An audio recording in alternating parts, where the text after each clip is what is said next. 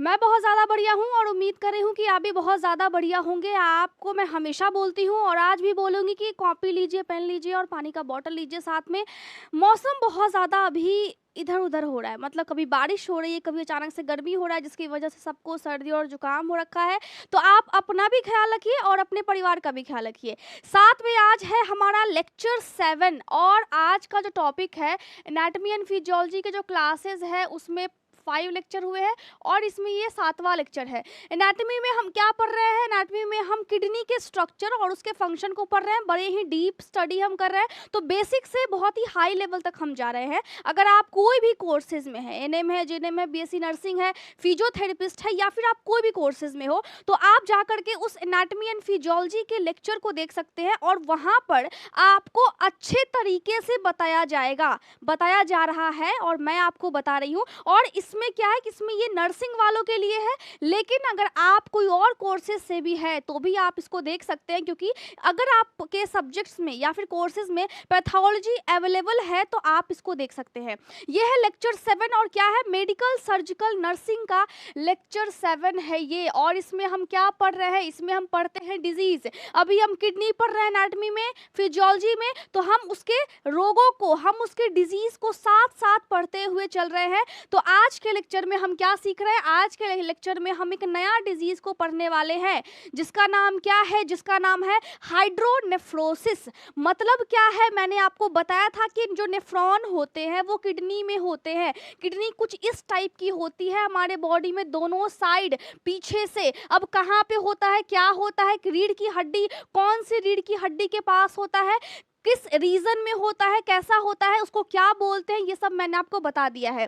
तो यहाँ पे आप सिंपल सा ये समझेंगे कि आपकी है ये किडनी, साथ में ये एक पाइप टाइप का होता है जिसको हम बोलते हैं यूरेटर, और साथ में एक थैली लाइक स्ट्रक्चर होता है जिसको हम बोलते हैं ब्लैडर, और एक हल्का सा ट्यूब टाइप का लंबा सा होता है। मेल और फीमेल में थोड़े से स्ट्रक्चर चेंजेस होते हैं और उसको हम बोलते हैं यूरेथ्रा, जिससे हम और आप यूरिन को फिर बॉडी से बाहर निकालते हैं। मतलब क्या है, किडनी आपके बॉडी में से ब्लड में से यूरिन को छानती है और वेस्ट को भी छानती है, जो कि आपके बॉडी में नहीं रहना चाहिए। अगर वो वेस्ट आपके बॉडी में रहता है तो दिक्कत होती है, स्किन में इन्फेक्शन हो सकता है, आपको यूटीआई की समस्या हो सकता है, बहुत तरह के दिक्कत हो सकते हैं। किडनी में स्टोन हो जाता है, जिसको मैंने ऑलरेडी आपको पढ़ाया है। साथ में और भी नेफ्रोटिक सिंड्रोम हो जाते हैं, मैंने आपको वो भी बताया है। और भी acute renal failure, renal fail हो जाता है। किडनी को मेडिकल टर्म में हम क्या बोलते हैं? रीनल बोलते हैं। पिछले वाले लेक्चर में भी मैंने समझाया था। तो किडनी को जब हम रीनल बोलेंगे तो किडनी फेल हो गई, अब अचानक से फेल होती है, बहुत लंबे टाइम के बाद कुछ प्रॉब्लम है बॉडी में, तब जा करके वो फेल हो जाती है। इसको भी आपको मैंने समझा दिया है। तो यहाँ पे हम सीखेंगे क्या है, हाइड्रोनेफ्रोसिस। अब एक जो नया हम आज डिजीज पढ़ रहे हैं ना, तो इस डिजीज में क्या हो रहा है कि हाइड्रोनेफ्रोसिस वाला टर्म आया है। इसका मतलब क्या है कि किडनी में दिक्कत है। अब वो दिक्कत कौन सा है? देखिए यहाँ पे क्या है, हाइड्रो।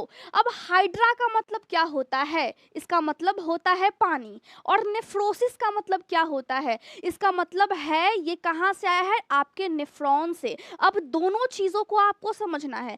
आपके किडनी में बहुत सारे नेफ्रॉन होते हैं, जिसका स्ट्रक्चर कुछ इस टाइप का होता है, इस टाइप का कप टाइप का होता है। और ये लगभग 1 से 1.5 मिलियन आपके लेफ्ट में, राइट में, दोनों में होता है। मतलब क्या है कि लाखों की संख्या में आपके पास क्या है? आपके पास है नेफ्रॉन। और अगर देखें तो दिमाग में क्या होता है? दिमाग में ये तारा जैसा स्ट्रक्चर का एक आपके दिमाग में होता है बहुत सारा, जिसकी वजह से सूचना हमारे दिमाग से हमारे हाथों तक, पैरों तक, हमारे बॉडी तक जाता है। उसको हम बोलते हैं न्यूरॉन। मतलब स्पेलिंग में फर्क है, क्या बोलते हैं? न्यूरॉन। तो न्यूरॉन और नेफ्रॉन में कंफ्यूज नहीं होना है। नेफ्रॉन कहाँ पे होगा? आपके किडनी में होगा। और न्यूरॉन कहाँ पे होगा? आपके ब्रेन में होगा। तो यहाँ पर बात न्यूरॉन की नहीं हो रही है, यहाँ पर बात हो रहा है आपके नेफ्रॉन की। तो नेफ्रॉन में क्या है, हाइड्रोनेफ्रोसिस। इसका मतलब है कि नेफ्रॉन में पानी भर गया है। अब नेफ्रॉन में पानी कहाँ से आएगा, कैसे आएगा, कुछ समझ नहीं आ रहा है। अचानक से आपको वीकनेस महसूस हो रहा है। बहुत से लोग हैं जो कि बोलते हैं कि अचानक से क्या महसूस हो रहा है, अचानक से उनको वीकनेस महसूस हो रहा है और आपके दोनों साइड के आसपास, आपके कमर के से हल्का सा ऊपर, नाभि से हल्का सा नीचे, पीछे से आपको रीढ़ की हड्डी में या फिर आपके इधर दोनों साइड, मतलब होता है ना यहाँ पे रिब्स के नीचे जस्ट वहाँ पे आपको हल्का हल्का सा दर्द महसूस हो रहा है, या फिर कभी कभी बहुत तेज हो जा रहा है। या तो आपको बुखार लग रहा है, पेशाब में इन्फेक्शन लग रहा है, या फिर आपको पेशाब करते टाइम में दर्द महसूस हो रहा है, या फिर आपको काफ़ी ज़्यादा ऐसा महसूस हो रहा है कि आपको थकावट हमेशा रह रहा है। आप अंदर से ये महसूस कर रहे हैं कि आप बिल्कुल भी स्वस्थ नहीं है। तो ये किस में होता है ऐसा कंडीशन, ऐसी जो फीलिंग है वो क्या हम समझेंगे जब भी किसी को भी ऐसा फीलिंग आएगा, आपके पास कोई पेशेंट आया है या फिर आप अभी पढ़ रहे हैं, ठीक है, आप अभी स्टूडेंट हो, आपके घर में किसी को लग रहा है कि हाँ, मम्मी को लग रहा है, पापा को लग रहा है, कभी कभी बोल रहे हैं कि हाँ फीवर आ रहा है, कभी कभी बोल रहे हैं कि पेशाब में लगातार इन्फेक्शन हो रहा है, पेशाब करते टाइम में उनको दर्द महसूस हो रहा है, तो दिक्कत वाली बात होती है। यहाँ पे हमें ये समझना है कि अगर बॉडी में किसी को भी ऐसा दिक्कत है तो प्रॉब्लम होगा। तो क्या प्रॉब्लम हो सकता है, एक जो प्रॉब्लम है जो मैंने आपको पहले बताया था वो सारे दिक्कत भी हो सकते हैं, और एक अलग टाइप का प्रॉब्लम क्या हो सकता है, हाइड्रोनेफ्रोसिस की प्रॉब्लम हो सकती है। अब ये है क्या, जैसा कि मैंने आपको बोला, हाइड्रो का मतलब क्या होता है, पानी, और नेफ्रोसिस का मतलब है न्यूरॉन। मतलब ये है कि न्यूरॉन कहाँ पे है, इस यूरेटर में है क्या, इसमें नहीं है। आपके ब्लैडर में है क्या, इसमें तो न्यूरॉन नहीं है। न्यूरॉन आपके सिर्फ दोनों किडनी के इस वाले भाग में होता है। इसका मतलब है कि इसी भाग में दिक्कत है। अब यहाँ पर न्यूरॉन है तो न्यूरॉन के अंदर भर गया है पानी। अब वो पानी कहाँ से आया, कैसा पानी है, देखिए ब्लड में किडनी का काम क्या है, ब्लड में से वेस्ट को छानना, एक्स्ट्रा पानी को निकाल देना। अब जो एक्स्ट्रा पानी है उसको हम क्या बोलते हैं, यूरिन बोलते हैं, और नाइट्रोजनस वेस्ट बोलते हैं, जिसमें कि आपका यूरिया आता है, क्रिएटिनिन आता है। ये सब क्या है, ये सब वेस्ट है जो कि आपके बॉडी से, इस पाइप के माध्यम से आपके बॉडी से यहाँ पे जमा होता है, इस पाइप के माध्यम से यहाँ पे आता है, यहाँ पे जमा होता है। और जब ये आपका ब्लैडर, क्योंकि इसमें यूरिन है तो पेशाब को हम अंग्रेजी में क्या बोलेंगे, यूरिन बोलेंगे। तो ये जो यूरिन है जब इससे बाहर निकल जाएगा तो इसका मतलब है कि आप हेल्दी हो, आप नॉर्मल हो। लेकिन वहीं अगर इसमें पानी भर गया हो तो किडनी का जो स्ट्रक्चर है वो कुछ इस टाइप का होता है, और वो इस तरह फैल जाएगा, क्योंकि पानी भरा हुआ है। कहीं पे भी अगर पानी भरा हुआ होता है तो क्या होता है, फैल जाता है। तो दिक्कत यहाँ पे है। अब इसमें जब पानी भर गया है तो ये क्या था, ये मैंने आपको स्ट्रक्चर में समझाया था कि ये जो लंबा वाला मोटा सा पाइप है ना, इसको हम बोलते हैं रीनल पेल्विस।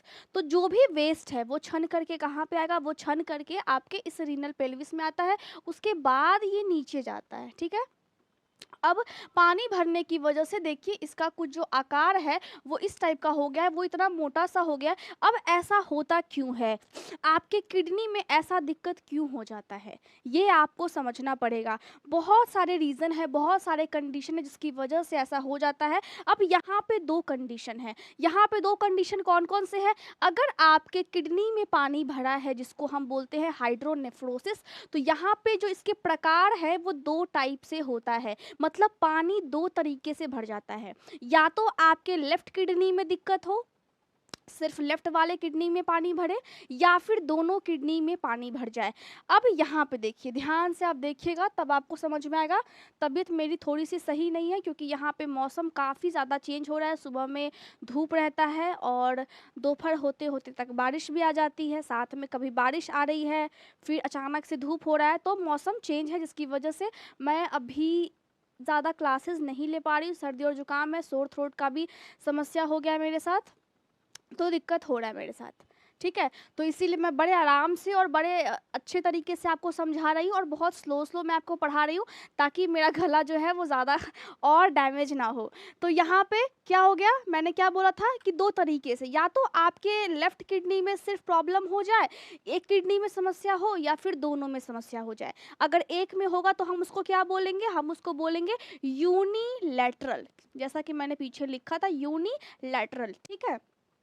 अब इसमें होता क्या है कि इसमें ब्लॉकेज हो जाए, मतलब यहाँ पे अगर पत्थर बन जाए यहाँ पे, ठीक है, यहाँ पे अगर यहाँ पे अगर पत्थर बन जाए या फिर अगर यहाँ पे पत्थर बन जाए तो एक में दिक्कत है ना, या फिर अगर यहाँ पे पत्थर बन जाए या फिर यहाँ पे पत्थर बन जाए या फिर यहाँ पे आपको स्टोन हो जाए, तो किडनी में अगर एक किडनी में है, यहाँ पे कोई भी पाइप में बनेगा तो एक किडनी में समस्या होगी, तो एक किडनी में पानी भरेगा तो उसी को हम क्या बोलेंगे, यूनिलैटरल, ठीक है। लेकिन अगर दोनों में प्रॉब्लम होगा, इसका मतलब है कि यहाँ पे पत्थर हो गया है या फिर ब्लैडर में ही पत्थर हो गया है या फिर यहाँ पे दोनों में एक साथ पत्थर हो गया है, स्टोन बन गया है, कहीं ब्लॉकेज हो गया है या फिर ये बहुत ज़्यादा सिकुड़ गया है, कुछ प्रॉब्लम आ गई है इसमें, तो दोनों में दिक्कत हो जाएगा। जब दोनों में दिक्कत होगा या फिर आपके ब्लैडर के पास यहाँ पे हो जाए, ताकि ये जो ब्लैडर का जो भी पेशाब है ये ऊपर की तरफ जाने लगे दोनों में एक साथ, तो उसको हम क्या बोलते हैं, उसको हम बोलते हैं बाईलेटरल। क्या बोलेंगे, बाईलेटरल। तो ये जो पानी भर रहा है किडनी में वो दो तरीके से भर रहा है,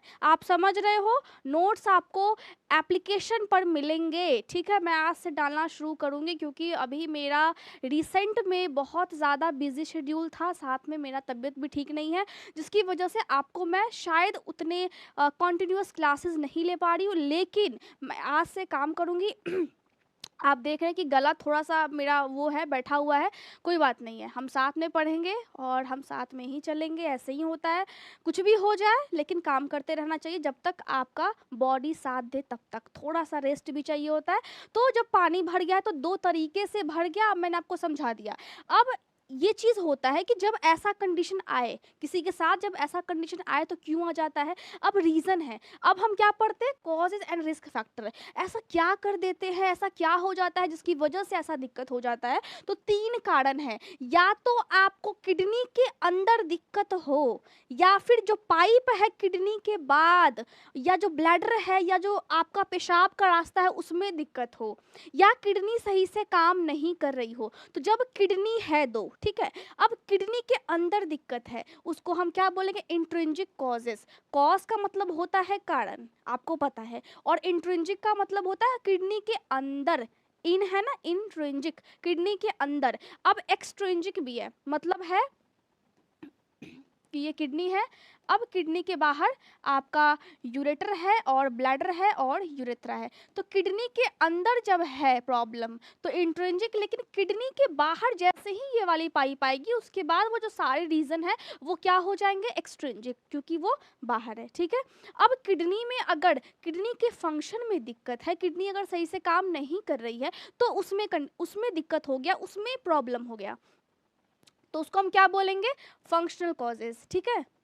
किडनी में अगर स्टोन बन जाए, सपोज कीजिए कि आपकी किडनी है और उसके अंदर पत्थर हो जाए तो भी दिक्कत हो सकता है, तो ब्लॉकेज हो जाएगी, तो वहाँ पे पानी भर सकता है, एक किडनी में दिक्कत हो, एक किडनी में स्टोन हो, या फिर दोनों में हो जाए तो आपको दिक्कत हो सकती है। या फिर ब्लड क्लॉट कर सकता है, किसी रीज़न की वजह से वहाँ पे ब्लड की क्लॉटिंग हो गई, खून का थक्का जम गया, हो सकता है कि कोई आर्टरी में ब्लॉकेज हो सकता है कि कोई नस वहाँ पे जाम हो जाए, उसी को हम ब्लॉकेज बोलते हैं। अब ये डिपेंड करता है कि आपकी आर्टरी में ब्लॉकेज है या फिर आपके वेन्स में ब्लॉकेज है, समझ में आ रहा है बात। साथ में आपका स्ट्रक्चर या फिर स्कारिंग, इसका मतलब है कि कहीं पे जो स्कार टिश्यू होते हैं, जो किडनी है आपकी वो डैमेज होने लगे, और किडनी की जो टिश्यूज़ है अगर वो डैमेज होने लगे या फिर वो सिकुड़ने लगे या फिर चोट की वजह से वहाँ पे इन्फेक्शन या फिर पानी भी भर जाता है, जब आपकी किडनी के जो टिश्यूज़ है वो डैमेज होने लगते हैं। ब्लैडर कैंसर, ठीक है, जो ब्लैडर है आपकी, ये ब्लैडर कहाँ पे है, देखिए ये जो ब्लैडर है अगर इसमें कैंसर हो गया तो साथ में आपकी किडनी में पानी भरने लगेगा।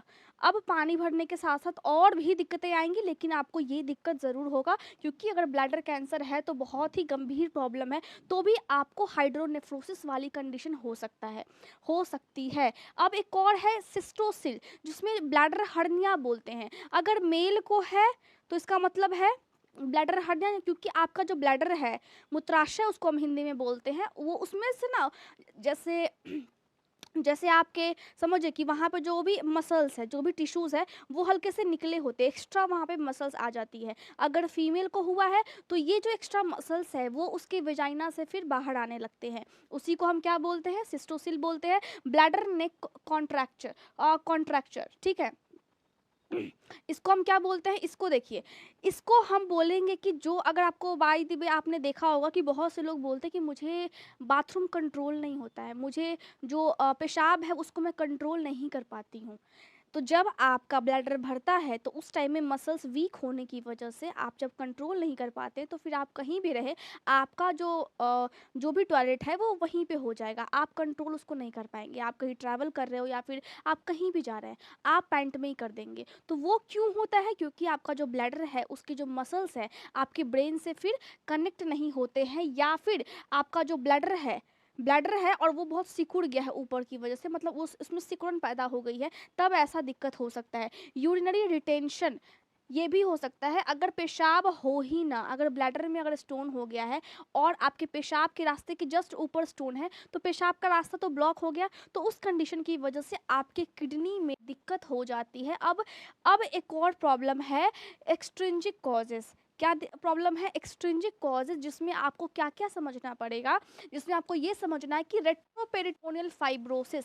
अब ये क्या होता है, आपके किडनी के बाहर से आपका जो पेशाब है वो ऊपर की तरफ जाने लगता है, ठीक है। उसके बाद ओवेरियन वेन सिंड्रोम, अगर कोई औरत है और उसके ओवरीज में दिक्कत है, अब ये क्या होता है, क्यों होता है, कैसे होता है, ये भी एक चर्चा का विषय है, और हम अगर पढ़ना चाहेंगे तो बहुत ही लंबा टॉपिक हो जाएगा।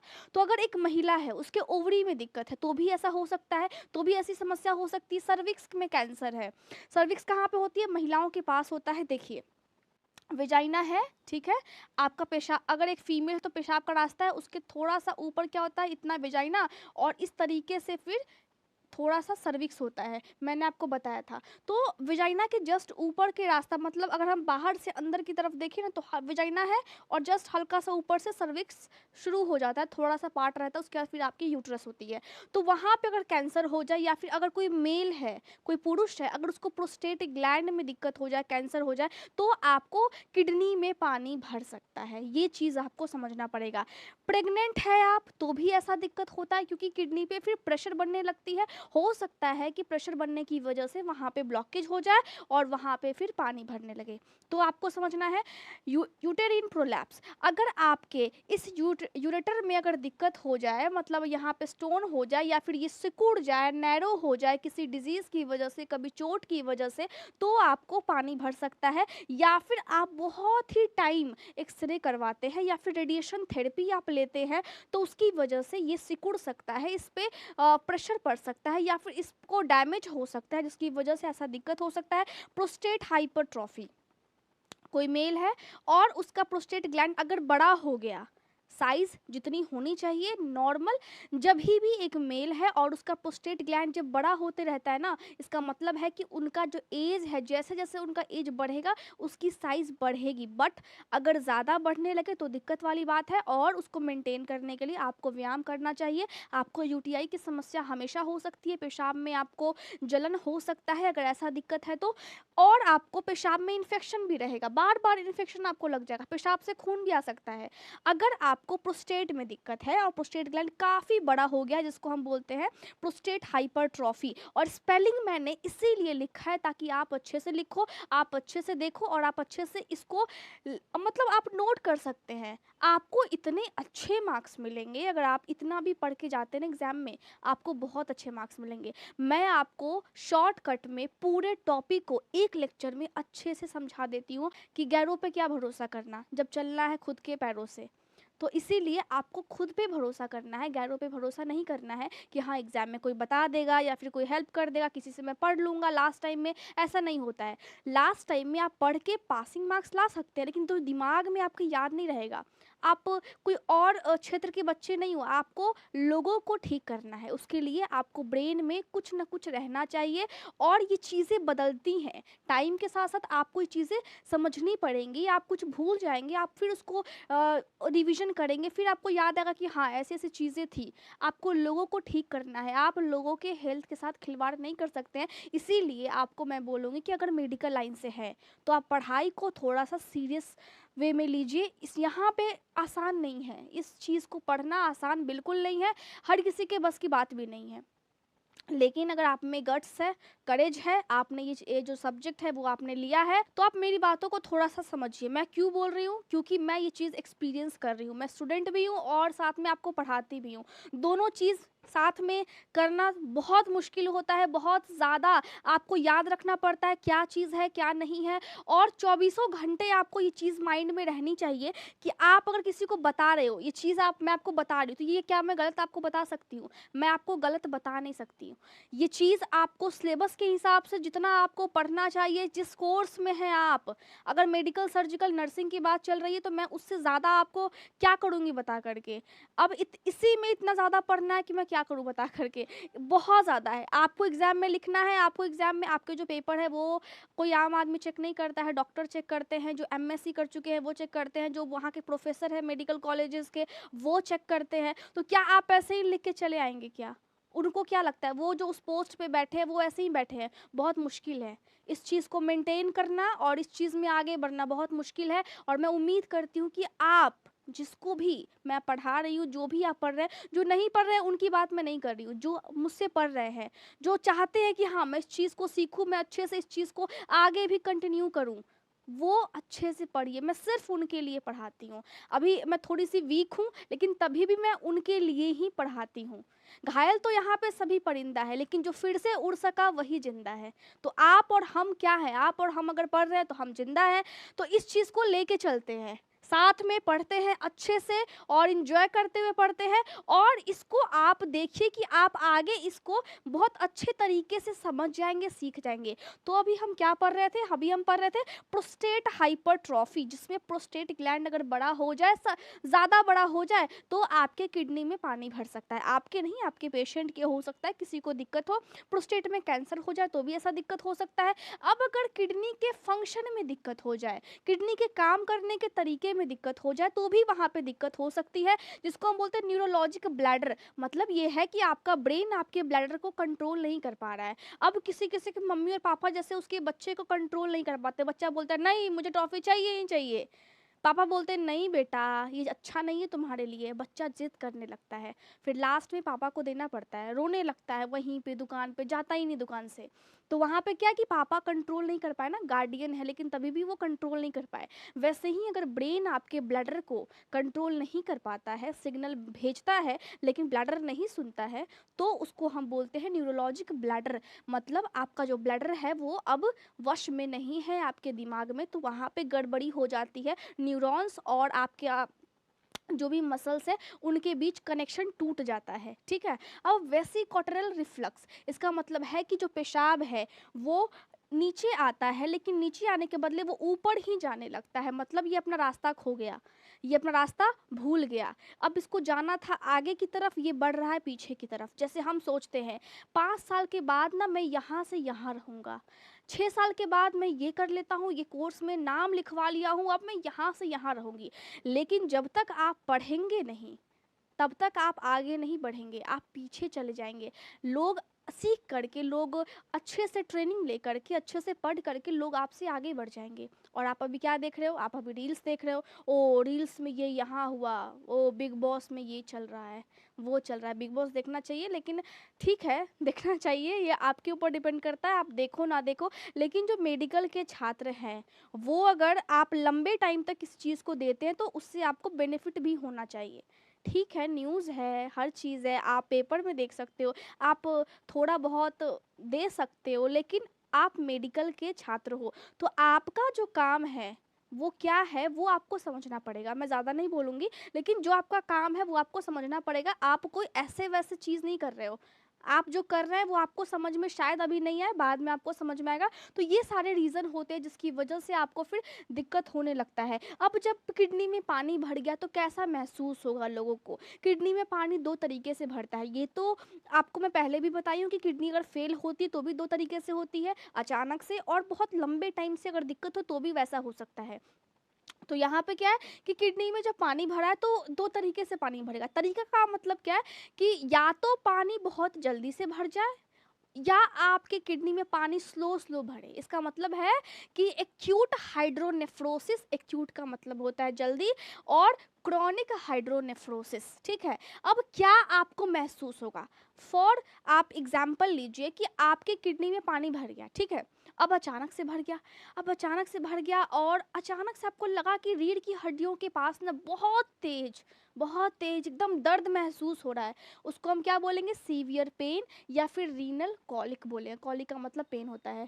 अब आपके पेट में भी दर्द महसूस हो रहा है, पता नहीं चल रहा है, आपने बिल्कुल कुछ ऐसा वैसा नहीं खाया जिसकी वजह से आपको लगे कि मैंने उल्टा पुल्टा कुछ खा लिया है। पेट में ऐंठन, पेट में दर्द महसूस हो रहा है, उल्टी हो रही है और उल्टी करने का मन भी हो रहा है और उल्टियाँ भी आपको हो रही है, बुखार लग गया है, आपके पेशाब में भी इन्फेक्शन हो गया है, पेशाब बार बार लग रहा है। ऐसा क्या हो गया? आपको ऐसा फील करना है, ऐसा आपको महसूस करना है कि हाँ, अगर किसी को ये वाली दिक्कत है तो ऐसे चांसेस है कि उसको एक्यूट हाइड्रोनेफ्रोसिस हो जाए। या फिर ऐसा हो सकता है कि पेशाब लगा, आप कंट्रोल ही नहीं कर पा रहे हो, आप बस में बैठे हुए बोल रहे हो बस वाले भैया को रुकवाओ, मम्मी जल्दी रुकवाओ वरना मेरे तो पैंट में हो जाएगा। तो मतलब अर्जेंट यूरिनेशन, आप उसको कंट्रोल नहीं कर पा रहे हैं। साथ में जब भी पेशाब कर रहे हो दर्द क्यों महसूस हो रहा है, दर्द आपको हो रहा है, वो भी दिक्कत वाली बात है। और लास्ट में आपने ये भी देख लिया कि शायद खून भी आ रहा है, तो इसका मतलब है कि गड़बड़ तो है। अब यहाँ पे एक चांसेस ये है कि अगर आपके साथ ऐसी दिक्कत हो या फिर अगर कोई पेशेंट आया है उसके साथ अगर ऐसी दिक्कत हो, तो यहाँ पे एक चांस ये है कि उसको एक्यूट हाइड्रोनेफ्रोसिस हो सकता है। अब सारे सिम्टम्स ऐसे ही हो रहे हैं पेशेंट को, साथ में उसके बाद अगर उसको क्रॉनिक वाला दिक्कत है तो जो भी लंबे टाइम से जो भी दिक्कत है तो उसको ये स्टार्टिंग में उसको कोई दिक्कत महसूस नहीं होगा। अगर लंबे टाइम से स्लो स्लो पानी भर रहा है तो अचानक से किडनी आपको कोई भी सिम्टम भेजती ही नहीं है। किडनी बड़ी चालाक है, वो सोचती है कि खुद से वो मैनेज कर लेगी। जब तक आपको सिम्टम वो भेजेगी तब तक काफ़ी लेट हो जाता है, किडनी फेल भी हो जाती है कभी कभी। तो यहाँ पे क्रॉनिक अगर हाइड्रोनेफ्रोसिस रहा, स्लो स्लो पानी भर रहा है, तो लंबे टाइम तक मैंने क्या बोला, लक्षण तो आपको पता चलेगा नहीं। जब भी लक्षण आएगा ये सारे लक्षण आएंगे आपको, ठीक है। ऐसा ऐसा महसूस होगा, साथ में उसके साथ साथ आपको वीकनेस महसूस होगा। आपको ऐसा लगेगा कि आप पूरा दिन आप बिल्कुल स्वस्थ नहीं हो, बीमार हो, कुछ इच्छा नहीं हो रही है, कुछ खाने की इच्छा नहीं हो रही है, कुछ पीने की इच्छा नहीं हो रही है ना। ये सब चीज़ें आपको महसूस होंगी और आपकी बॉडी में ये यानी कि इलेक्ट्रोलाइट का डिस्टर्बेंस होगा। अब इलेक्ट्रोलाइट क्या क्या है बॉडी में, ब्लड में क्या क्या चीज़ें होती है, सोडियम हो गया आपका, पोटेशियम हो गया, क्लोरीन हो गया, मैग्नीशियम हो गया, फॉस्फोरस हो गया, क्लोराइड हो गया, ये सब क्या, ये सब इलेक्ट्रोलाइट्स है आपकी बॉडी में। तो ये जो इलेक्ट्रोलाइट्स है इसका बैलेंस होना बहुत ही इम्पॉर्टेंट है। हम क्यों बोलते हैं कि जब किसी को डायरिया हो जाए तो उसको आप नमक और जो चीनी का घोल दीजिए, ओआरएस का आप घोल दीजिए, क्यों? क्योंकि उसके बॉडी में इलेक्ट्रोलाइट्स की भी कमी हो जाती है, जो उसकी वजह से जब आप उसको देते हैं तो वो पूरा होता है। तो बॉडी में पानी भी है, इलेक्ट्रोलाइट्स भी है, तो इलेक्ट्रोलाइट्स का जब इम्बैलेंसेस होगा उस टाइम में आपका हार्ट बीट, जब आप देखेंगे पेशेंट का हार्ट बीट तो काफ़ी तेज होगा या फिर स्लो हो जाएगा, मतलब मंद हो जाएगा या फिर फास्ट हो जाएगा, ठीक है। दूसरा होगा कि उसको मसल्स में ऐसा लगेगा कि कुछ ऐठन टाइप का महसूस हो रहा है, जिसको हम बोलते हैं मसल स्पाज्म, ठीक। तो ये सारे आपको सिम्टम देखने को मिलेंगे। अब सब कुछ हो गया, पेशेंट हमारे पास आया है, पेशेंट को ऐसा ऐसा सिम्टम है। अब मेरे दिमाग में, आपके दिमाग में ये बात आ जानी चाहिए कि हाँ, एक चांस है कि हाइड्रोनेफ्रोसिस हो सकता है। अब क्या करना है, अब हम देखते हैं, पेशेंट की जांच करते हैं कंफर्म करने के लिए कि हाँ, अगर मैंने ये सोचा है कि मैंने पढ़ा था, अलका मैम ने मुझे पढ़ाया था कि हाइड्रोनेफ्रोसिस होता है, जब जब ऐसा होता है तो एक बार कंफर्म हो जाए। हम किसी को दवाइयाँ ऐसे थोड़ी दे देंगे, किसी को कुछ भी टैबलेट फाड़ करके थोड़ी दे देंगे कि हाँ भैया लो और जा करके खा लो, ऐसा नहीं होता है। कंफर्म करना होता है, कंफर्म करेंगे हम, ठीक। कंफर्म करेंगे, क्या कंफर्म करेंगे, जिसको हम क्या बोलते हैं, डायग्नोस्टिक इवैल्यूएशन। सबसे पहले फिजिकल एग्जामिनेशन हम करेंगे या फिर फिजिकल एग्जाम, जिसमें सर से लेकर के पाँव तक आप बाहर से देखेंगे, चेहरा पीला तो नहीं पड़ गया है, आँख में खून, ऐसे आँख को ऐसे करके आँख कहीं पीला तो नहीं है, पुतलियाँ ठीक है कि नहीं है, और पेशेंट का जो आई बॉल है वो सही से, जब हम देखें बोलेंगे उसको कि इधर देखो, लेफ्ट राइट ऊपर नीचे। अब जब बिल्कुल ठीक ठाक है तो कैसा है, आई मूवमेंट कैसी है उसकी, उसके बाद हम उसके हेड देखेंगे, हेड ये जो आपका स्किन का रंग है, या फिर जो उसके माउथ है, माउथ में अल्सर तो नहीं है, लिप्स में कोई स्वेलिंग तो नहीं है, जीभ उसका मोटा तो नहीं है, या फिर जो उसके टंग है वो कैसा है। टंग से भी हम, जीभ से भी हम पता लगाते हैं कि हाँ कुछ ना कुछ दिक्कत होता है। और साथ में हम यहाँ पे देखेंगे वेन्स कहीं एक्सटेंडेड तो नहीं है, जो उसकी नस है वो ज़्यादा फूली हुई तो नहीं है, जो उसके हाथ पैर है वो काँप तो नहीं रहे, नाखून कहीं सड़ तो नहीं रहे। तो हेड टू टो, मतलब सर से लेकर के पैर के अंगूठे तक सारी चीज़ों को हम चेक करते हैं। बाल कैसा है, बाल में हेयर फॉल है, क्या दिक्कत है, बाल्डनेस आ रहा है, क्या दिक्कत है, सब कुछ हम चेक करते हैं, जिसको हम क्या बोलेंगे, फिजिकल एग्जाम बोलेंगे। फीवर तो नहीं है पेशेंट का वाइटल साइंस लेंगे, रेस्पिरेशन रेट हम देखेंगे, उसके हार्ट बीट को हम देखेंगे। तो सारी चीज़ों को हम चेक करते हैं, उसी को हम क्या बोलते हैं, फिजिकल एग्जाम। मतलब कि ऊपर ऊपर से पहले हम देख लें कि क्या क्या दिक्कत है पेशेंट को। ठीक है। आपको अगर कुछ सीखना है तो आपको मेरे साथ बने रहना होगा।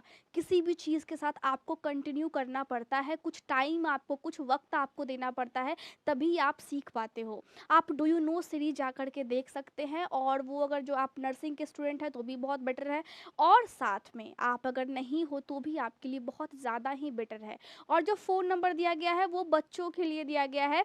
मैं एज अ स्टूडेंट हूँ और मैं आपको पढ़ा रही हूँ, मैं आपको दवाइयाँ नहीं दे सकती हूँ, मैं आपको लेक्चर के माध्यम से गाइड करती हूँ। और ये सिलेबस है, ये सिलेबस ही है, मैं कभी भी अपने मन से नहीं पढ़ाती हूँ। जो सिलेबस है मैं आपको उसी के अकॉर्डिंग बताती हूँ। बहुत सारे लोग कमेंट्स करते हैं, बहुत सारी दवाइयाँ आप पूछते हो, मैं आपको दवाई लिख करके नहीं दे सकती क्योंकि मेरी डिग्री अभी पूरी हुई ही नहीं है, और क्या चीज़ की डिग्री है वो भी आपको पता नहीं है, और मैं आपको अभी बताने भी नहीं वाली हूँ। ठीक। तो इसीलिए मैं आपको दवाइयाँ नहीं दे सकती हूँ। जो नंबर है, फ़ोन नंबर जो आपको दिया गया है वो बच्चों के लिए है। एप्लीकेशन पे कोई दिक्कत आ रहा है, या फिर आपको नोट्स चाहिए, या फिर आपको कोर्स के रिगार्डिंग कुछ जानकारी चाहिए, या फिर कोई दिक्कत प्रॉब्लम आ रहा है लॉगिन करने में, उसके लिए नंबर दिया गया है। अगर आपको कुछ पूछना भी है तो आप टेलीग्राम ग्रुप पे जा कर के मैसेज कर सकते हैं। अलका मेडिकल क्लासेस वाला टेलीग्राम ग्रुप है उसमें, और डिस्कशन ग्रुप भी है, आप उसमें जा कर के पूछ सकते हैं। और व्हाट्सएप का जो नंबर है उसी नंबर से व्हाट्सएप भी है, तो व्हाट्सएप पे आप मैसेज मत किया कीजिए, वहाँ पे आपको रिप्लाई नहीं मिलेगा, क्योंकि सिर्फ कॉल के लिए है। व्हाट्सएप नंबर भी है लेकिन वहाँ पे अभी रिप्लाई आपको नहीं मिलेगा। ठीक है। और अलका मेडिकल क्लासेस एप्लीकेशन पे आप जा कर के देखिए, वहाँ पे आपको डू यू नो सीरीज़ है, और साथ में पीडीएफ भी आपको वहीं पे मैं दूंगी, आज से मैं डालूंगी टाइम निकाल करके। ठीक है। तो मैं आपको इतना ही बोलना चाहती हूँ कि आप अच्छे से पढ़िए और आगे बढ़िए। दूसरा हम क्या करेंगे, लेबोरेटरी टेस्ट करेंगे। लेबोरेटरी टेस्ट मतलब लैब टेस्ट करेंगे, यूरिन का चेकअप करेंगे, जिसको हम बोलते हैं यूरिन एनालिसिस। उसको हम बोलेंगे कि आप अपने पेशाब की जांच करें। सीबीसी मतलब कंप्लीट ब्लड काउंट, आप उसके पूरे खून की जांच करेंगे। इलेक्ट्रोलाइट एनालिसिस, बॉडी में जो इलेक्ट्रोलाइट्स है, सोडियम, पोटेशियम, मैग्नीशियम, कैल्शियम, ये सब कितना है, इम्बैलेंसेस तो नहीं है, पहले हम इसकी भी चेक करेंगे। BUN ब्लड यूरिया नाइट्रोजन, इसका मतलब है कि ब्लड में जो वेस्ट चीज़ें हैं वो कितनी हैं, लेवल से ज़्यादा तो नहीं है। अगर ज़्यादा होंगी तो दिक्कत हो सकता है, किडनी आपकी डैमेज हो सकती है। अब साथ में इमेजिन स्टडीज़ क्या होती है, एब्डोमिनल, आपके पेट में ऐठन था ना, मतलब पेशेंट के पेट में ऐठन था, तो MRI करेंगे, मैग्नेटिक रेजोनेंस इमेजिंग टेस्ट हम करते हैं, जिसमें पेट की अच्छे से हम जांच करते हैं। सिटी स्कैन भी कर सकते हैं किडनी का और पेट का, साथ में इंट्रावेनस पाइलोग्राम कर देंगे ताकि हम किडनी को और अच्छे से देख पाए। ठीक है। और आइसोटोप रेनोग्राफी कर सकते हैं, स्पेशल स्कैनिंग होती है किडनी की, जिसमें किडनी में अगर थोड़ा भी गड़बड़ हो तो आपको पकड़ में आ जाए, उसी को हम क्या बोलते हैं, आइसोटोप रेनोग्राफी। अल्ट्रासाउंड भी आप कर सकते हैं। तो यहाँ पे जो भी चीज़ें हैं, जो भी चीज़ें मैंने आपको बताई हैं, ये क्यों बताई है, क्यों करना है, ताकि हम पकड़ पाए कि हाँ पेशेंट को क्या दिक्कत है। अब अगर पेशेंट को दिक्कत है तो सबसे पहले पेशेंट को अगर पानी भर गया है, बहुत ज़्यादा है, दवाइयों से काम नहीं बनेगा, तो फिर हम सर्जरी कर सकते हैं। उसमें पहला क्या, शॉक वेव लिथोट्रिप्सी, जिसमें शॉक देते हैं बाहर से। किडनी के ऊपर एक मशीन बड़ी सी होती है, जाकर के आप गूगल पे सर्च कीजिएगा, फ़ोटो लगाने का टाइम नहीं मिला मुझे, तो वो जो मशीन है बाहर से ही किडनी पे वेव से बीन बीन वेव होता है, उसको किडनी के पत्थर को तोड़ने के लिए शॉक दिया जाता है पेशेंट को, ताकि किडनी के अगर पत्थर जो है या फिर कहीं पे स्टोन बना हुआ है तो उसको हम तोड़ पाए। स्टोन की वजह से भी पानी भर जाता है तो हम उसको तोड़ पाए। या फिर अगर किडनी में पानी ज़्यादा भर गया तो ब्लैडर से हम कैथेटर को लगा करके पहले पानी को निकाल लेते हैं, फिर हम दवाइयाँ देते हैं। या फिर हम फ्लोरोस्कोपी करते हैं ताकि जो पूरा पेशाब है वो फिर छन करके बाहर आ जाए। तो एक लंबी सी पाइप होती है इस टाइप की फ्लोरोस्कोपी, और उसकी मदद से हमें चीज़ें करते हैं। तो आपको नॉर्मली क्या समझना है कि सर्जरी एक माध्यम है, ब्लैडर में कैथेटर डाल करके अगर पानी ज़्यादा भर गया तो हम उसको निकाल सकते हैं। और साथ में जो मेडिसिन होती है वो आपको सिम्टम के आधार पर ही दिया जाएगा। अगर अब कोई एक पेशेंट है और दूसरा पेशेंट है, अब दोनों में प्रॉब्लम है, किसी को स्टोन की वजह से किडनी में पानी भर सकता है, किसी को हो सकता है कि प्रोस्टेट ज़्यादा उसका बड़ा हो गया हो, उसकी वजह से पानी भर सकता है। तो दोनों को मेडिसिन सेम मिलेगा क्या? दोनों को मेडिसिन अलग-अलग चलेंगे। लेकिन ये जो प्रोसेस है ये सेम होगा, इसीलिए मैंने आपको बताया है कि ये आप प्रोसेस कर सकते हैं। जिसको स्टोन है उसको ये वाली प्रोसेस होगी, जिसको स्टोन नहीं है उसको ये वाली प्रोसेस या फिर ये वाली प्रोसेस हो सकती है उसके साथ। तो आपको अच्छे से आपको सीखना है। मैंने आपको बता दिया और उम्मीद कर रही हूँ कि आप बहुत अच्छे से पढ़ाई करेंगे और साथ में टाइम का मिसयूज़ नहीं करेंगे। अच्छे से रहिए, स्वस्थ रहिए और अपने आप का ख़्याल रखिए, अपने परिवार का ख़्याल रखिए।